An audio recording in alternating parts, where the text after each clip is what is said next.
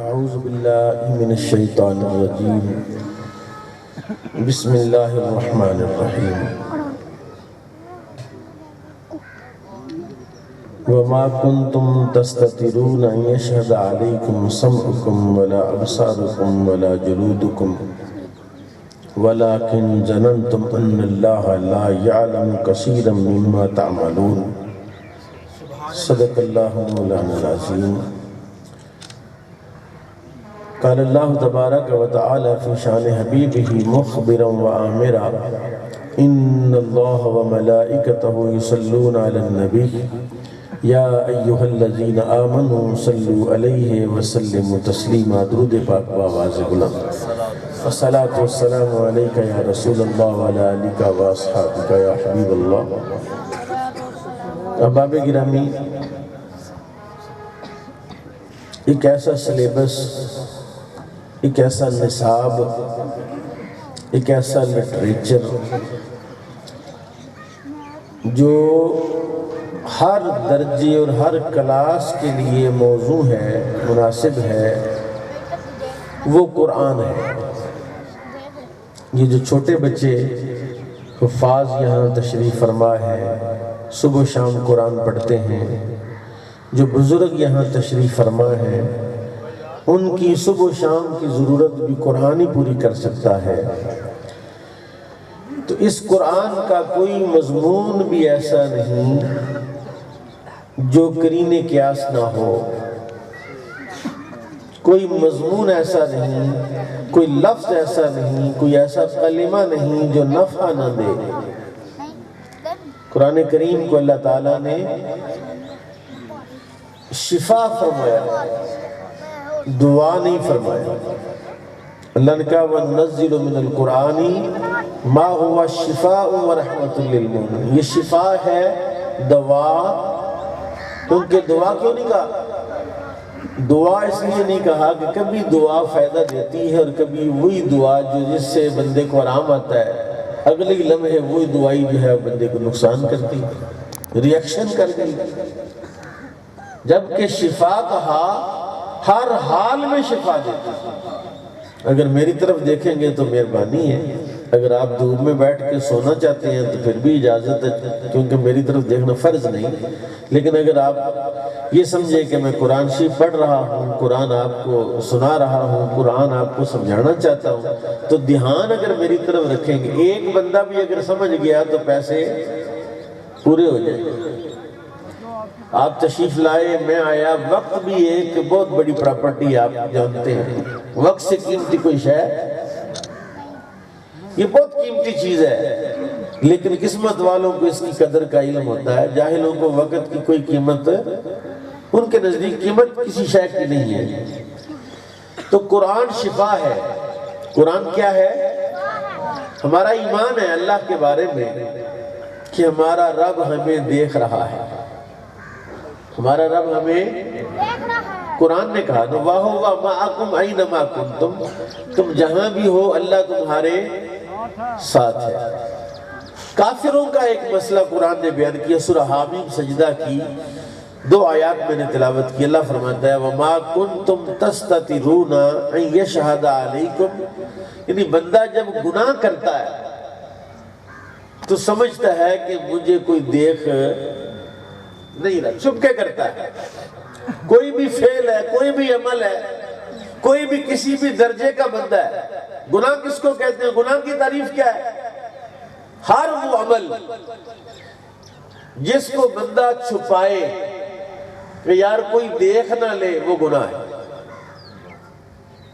ہر وہ عمل کہ جس کے ظاہر ہونے پر بندے کو خطرہ ہو کہ یار یہ پتہ نہ چل جائے کسی کو، وہ کوئی بھی فعل ہے، وہ گناہ ہے۔ کافروں کا یہی مسئلہ تھا، عاد و ثمود کا یہ مسئلہ تھا، جناب آدم سے لے کر جناب محمد رسول اللہ صلی اللہ علیہ وسلم تک ساری امتوں کا، سارے انسانوں کا یہی مسئلہ تھا کہ وہ جب بھی کوئی جرم کرتے تھے تو چھپ کے کرتے تھے۔ جرم کہاں کیا جائے؟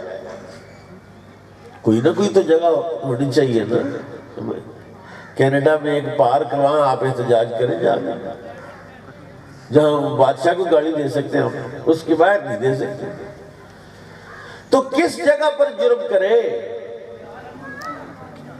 فرمایا وَمَا كُنْتُمْ تَسْتَتِرُونَ أَن يَشْهَدَ عَلَيْكُمْ، تم کائنات کے کسی کونے میں بھی چھپ سکتے نہیں، چھپ سکتے. بھئی کون دیکھے گا؟ ویزیبل کون ہے؟ سی سی ٹی وی کیمرے کا کیا مطلب ہے؟ خبردار کیمرے کی آنکھ آپ کو دیکھ رہی ہے. میں وہ کیمرہ پڑھ رہا ہوں جو قرآن نے بیان فرمایا. فرمایا ان یشہد علیکم سمعکم، تم پر گواہی دے گی تمہاری سماعت. یہ کان نہیں گواہی دے گی.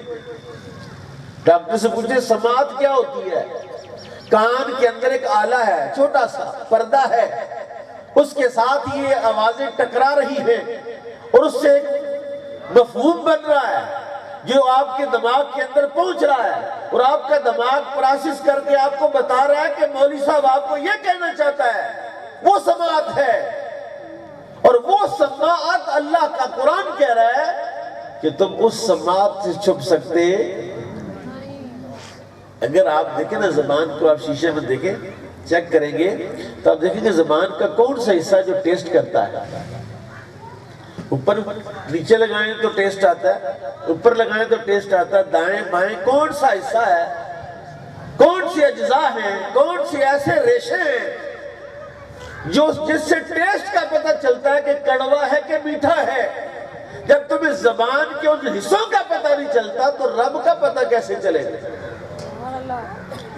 جب تم سماعت کو نہیں سمجھ سکتے. کل میں سری لے کے اسے کسائی سے سیری بنوائی، کہتا جی گیس نہیں ہے تو وہ ساڑتے نہیں آج کل آپ ایسے ہی. میں کہا چمڑی اتار، اس کا کان کھلوایا، میں نے کہا اس کو اور کھولو اور کھولو، اس میں کچھ بھی نہیں تھا. ہمارے پاس ایک بچہ پڑھتا تھا طالب علم، تو اس کی اماں نے کہا بیٹا اس میں نے 100 روپے ڈلوایا ہے موبائل میں، تو اس کو اندر رکھ. وہ موبائل لے کے تو چھت پہ چلا گیا. اس نے سمجھا کہ اس کے اندر 100 روپیہ موجود ہے. اس نے اینٹ پکڑی تو موبائل کو توڑا اور اس کے پرزے کیے اور نیچے آ گیا تھا اماں اس میں سے کچھ بھی نہیں نکلا. تو کہتے 100 روپے ڈلوائے. سمجھانا مقصود ہے کہ جس چیز میں آپ سمجھتے ہیں یہ چیز ہے، میرے رب نے اپنی ذات کو سمجھانے کے لیے بتایا. اور میرے حواس سے خمسہ ظاہرہ کو تم نہیں سمجھ سکتے، مجھے کیا سمجھو گے؟ اور میرا رب جس دن جس کو محسوس ہو گیا نا، جس دن جس کو محسوس ہو گیا، ہم دعا کرتے ہیں الہی انت مقصودنا ورضاکا مطلوبنا آتنا محبت ذاتکا ومعرفت صفاتک. یا اللہ جو تیری صفات ہیں وہ ہمیں سمجھ آ جائیں. کوئی کرم نوازی کر، کوئی شفقت فرما کہ تو ہمیں سمجھ آ جائے تاکہ ہمارا قبلہ درست ہو جائے. وَمَا كُنْتُمْ تَسْتَتِرُونَ يَشْهَدَ عَلَيْكُمْ سَمْعُكُمْ وَلَا أَبْصَارُكُمْ وَلَا جُلُودُكُمْ. اللہ کہتا ہے تمہارا چمڑا اس کو بھی نہیں چھپا سکتے. کنڈی تو لگائی جا سکتی ہے حضرات، رضائی تو اوپر لی جا سکتی ہے، گاڑی کے شیشوں کے باہر اندر پردے لگائے جا سکتے ہیں. کوئی جگہ ہی بتاؤ. اور چمڑے سے کیسے چھپو گے؟ آنکھوں سے کیسے چھپو گے؟ سماعت سے کیسے چھپو گے؟ وَلَكِنْ ظَنَنْتُمْ أَنَّ اللَّهَ لَا يَعْلَمُ كَثِيرًا مِمَّا تَعْمَلُونَ. لیکن تمہارا گمان تو یہ ہے کہ بہت ساری ہماری باتیں جو اللہ کو نہیں پتا، جو اللہ کو بولو نا ذرا ایک دفعہ، اللہ. یہ الفاظ ہیں، یہ حروف ہیں، لیکن اس کے پیچھے ایک معنی بھی ہے. آپ مجھے احمد سعید کہہ کے پکارے، میں ہوں، میں نے کہا ہاں جی جی باجی کیا کام ہے؟ مجھے آواز دی آپ نے. تو میرا رب کی سماعت اتنی تیز ہے، انہو علیم بذات الصدور. جو دل میں خیال پیدا ہوا وہ اس کو بھی جانتا ہے. فرمایا وَذَلِكُمْ ظَنُّكُمُ الَّذِي ظَنَنْتُمْ بِرَبِّكُمْ. یہ تم نے گمان کیا ہے، رب کا گمان اس کے علاوہ ہے. اور رب کا گمان کیا ہے؟ دیکھو دیکھو میرے رب کی کرم نوازی دیکھو. وہ کہتا میرا گمان تو تم کر ہی نہیں سکتے، اس کی تو فہم اور اس کی تو جو تصور بھی نہیں کر سکتے نا کہ آپ دین میں کہ اللہ ایسا ہوگا، اللہ ایسا ہوگا، ایسی جگہ پر ہوگا، یہ بھی تم نہیں سمجھ سکتے.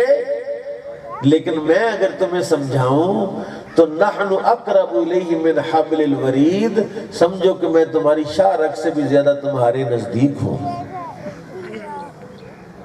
میں جب تمہارے نزدیک ہوں، مجھے میرے ساتھ بات کرنا چاہتے، تم چاہتے یہ ہو کہ جب تم مجھے پکارو میں پہنچوں.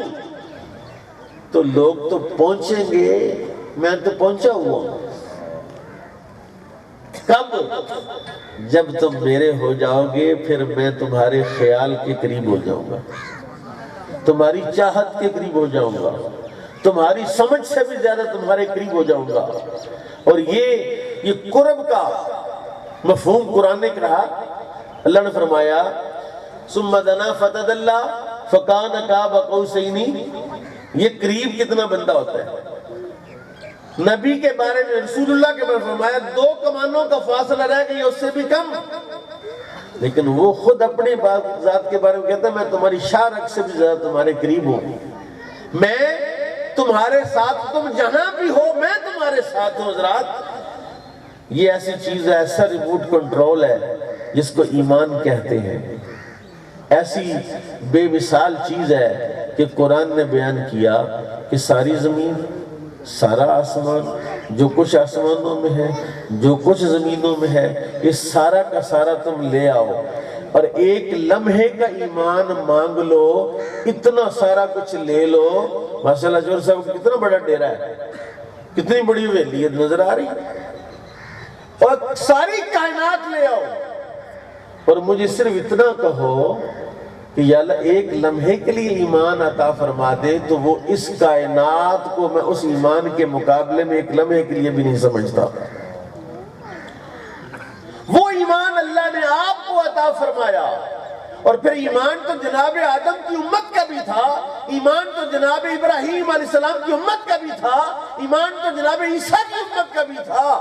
لیکن تمہارا ایمان ساری امتوں سے افضل ہے، تمہارا ایمان ساری امتوں سے زیادہ مؤثر ہے، کیونکہ تم اس کے حبیب کی امت ہو. شاید وہ جو پرت ہے، ٹیشو پیپر ہوتا ہے نا، سب سے بریک طے، وہ میں اس تک شاید آپ نہ پہنچ سکوں، لیکن کوشش میں کر رہا ہوں. کامیاب اللہ کرے اللہ مجھے کامیاب کر دے کہ میں یہ بات آپ کو سمجھا دوں جو میں سمجھانا چاہتا ہوں. کہ رب کہتا ہے اوے مجھے اپنے سے جدا نہ سمجھنا، میں ہر وقت تمہارے ساتھ ہوں، تو تم کبھی میرے ساتھ آؤ تو پھر میں کیا کروں گا؟ کہا پھر میں تمہیں کائنات کی بادشاہت عطا فرماؤں گا. وَلَكُمْ مَا تَشْتَهِي أَنفُسُكُمْ وَلَكُمْ فِيهَا مَا تَدَّعُونَ. تمہارے لیے وہاں وہ کچھ ہوگا جو تم چاہو گے. کہاں؟ جنت میں. تمہارے لیے وہ کچھ ہوگا جو تم چاہو گے. اچھا وہ جنت وہ ہے جہاں جو چاہے وہ ہو جائے. تو میرے رب کا ساتھ ایسا ہے کہ اگر تمہیں یہاں حاصل ہو تو یہاں بھی تمہیں اللہ جنت بنا کے عطا فرمائے گا. کیونکہ رب تعالیٰ کے حبیب نے فرمایا قبر المؤمن روضۃ من ریاض کہ مومن کی قبر جنت کی کیاری ہے. کیا ہے اس میں؟ فرمایا ہر وہ چیز ہے. سیوطی نے لکھا ہے، بدور سافرہ میں موجود ہے، شرح صدور میں موجود ہے کہ ایک شخص نے دعا کی یا اللہ میں بہت قرآن کی تلاوت کرتا ہوں اور قرآن کی تلاوت کو پسند کرتا ہوں، یا اللہ قبر میں بھی قرآن کی تلاوت کی برکتیں مجھے عطا فرمانا.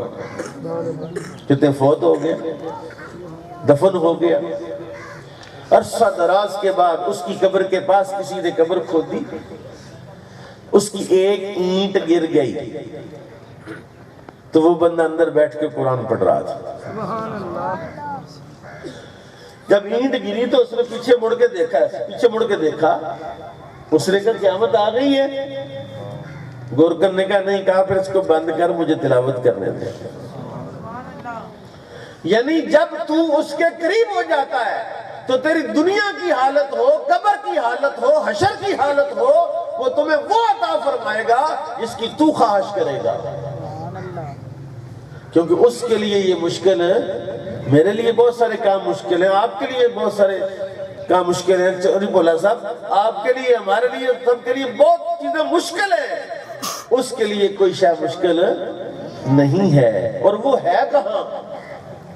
وہ ہے کہاں؟ سنیں ذرا، فرمایا سبحان اللہ، اللہ اکبر، وقال الذین کفروا، یہ کافروں کا طریقہ ہے، لا تسمعوا لہذا القرآن، سبحان اللہ، یا اللہ یہ قرآن ہمیں نہ سنائیں، ہم قرآن سننا نہیں چاہتے، وَالْغَوْ فِيهِ لَعَلَّكُمْ تَغْلِبُونَ، اور شور کرتے تھے جب قرآن پڑھا جاتا تھا۔ یہ سیدنا صدیق اکبر رضی اللہ تعالیٰ عنہ کا یوم وصال اس ماہ مبارک میں آپ مکے میں قرآن کی تلاوت کرتے تھے، مکے والوں نے تنگ کر کے آپ کو مکے سے نکال دیا۔ آپ جا رہے تھے، ابن دغنہ ایک سردار تھا مکے کا، وہ آیا، اس نے کہا حضرت صاحب کدھر جا رہے ہیں؟ اس نے کہا مکے والوں نے مجھے نکال دیا۔ اس نے کہا اگر آپ جیسے لوگ مکے میں نہ رہے تو مکے کے پلے کچھ نہیں رہے گا۔ ابن دغنہ نے کہا حضرت ابوبکر صدیق کے بارے میں، آپ جیسے لوگ اگر مکے میں نہ رہے تو مکے کے پلے کیا رہے گا؟ آپ آؤ میرے ساتھ، میں اپنی پناہ میں لیتا ہوں۔ چلے گئے واپس، اس نے اعلان کیا کہ ابوبکر صدیق میری پناہ میں نے امان دیا اس کو، خبردار اس کو کوئی تنگ کرے۔ انہوں نے کہا ٹھیک ہے، آپ پھر چلے گئے، آپ نے قرآن پڑھنا شروع کر دی۔ اب قرآن پڑھ رہے تھے، پھر مکے والی ابن دغنہ کے پاس ہے، دیکھ تیری امان ہے تو ہم نے برداشت کیا، اس کو کوئی قرآن اونچی نہ پڑھے۔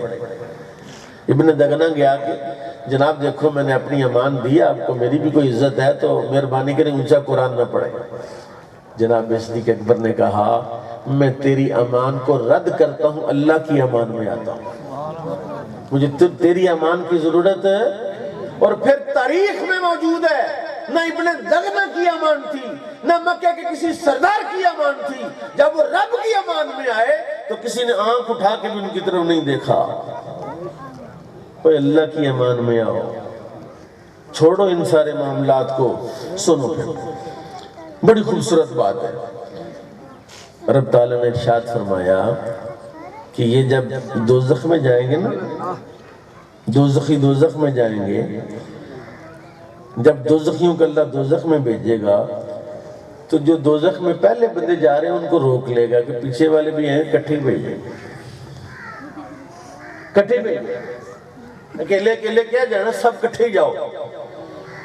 وقال الذين كفروا ربنا ارنا الذين اضلنا من الجن والانس، کافروں نے کہا یا اللہ جنہوں نے ہمیں گمراہ کیا ہے، جنوں نے گمراہ کیا ہے، انسانوں نے گمراہ کیا۔ حالانکہ دیکھیں جن گمراہ کرتا ہے، ذرا قرآن کہہ رہا ہے کہ کافروں نے کہا جنوں نے ہمیں گمراہ کیا، جن بھی گمراہ کرتے ہیں، ایک ہی عامل بنے پھرتے ہیں بندے، ان کے پاس کوئی جن ہے یا جن نے چکمہ دیا ہوا ہے، وقتی طور پر کسی کو آرام آ گیا اور انہوں نے سمجھا کہ ہمارے پاس ایسی گدڑ سنگھی ہے، ہمیں کسی شے کی ضرورت نہیں، نہ شریعت کی ضرورت ہے، نہ نماز کی ضرورت ہے، نہ قرآن کی ضرورت ہے، بس جن ہمارے پاس ہے۔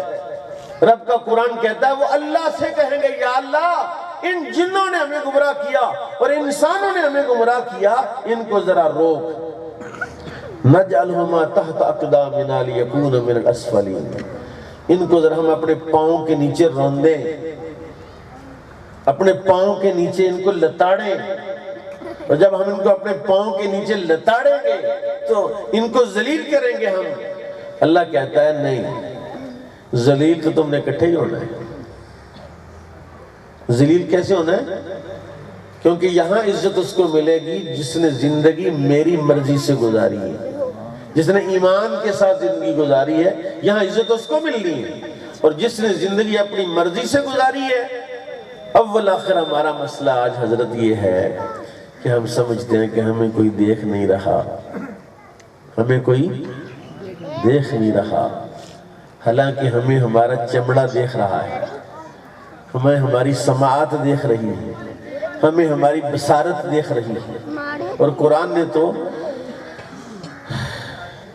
بڑی خوبصورت بات کی، قرآن نے کہا اذا زلزلت الارض زلزالها واخرجت الارض اثقالها وقال الانسان ما لها یومئذ تحدث اخبارها۔ یہ زمین ہے، یہ ویلی ہے، میری پیڑی ہے، میرا ڈیرا ہے، میرا فارم ہاؤس ہے۔